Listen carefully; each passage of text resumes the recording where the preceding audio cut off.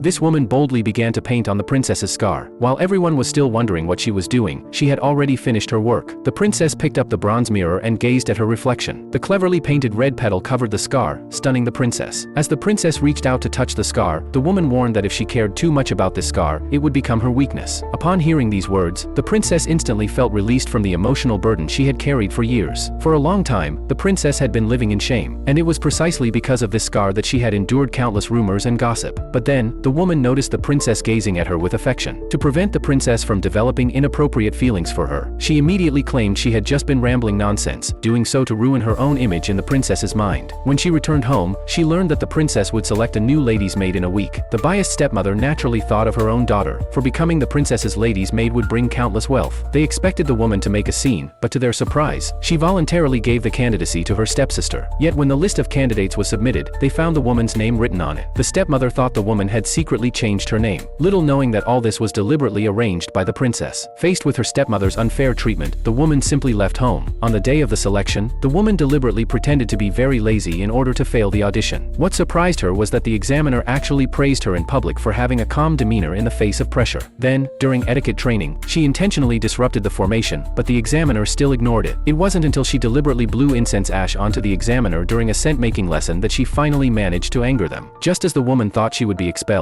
the princess suddenly appeared and gave her another chance. Reluctantly, the woman sat down, but before long, she deliberately knocked over the incense burner. Instead of punishing her, the princess remarked that her calm expression even after making a mistake showed she was reliable and immediately allowed her to pass the test. The woman could only force a smile as she watched the princess leave.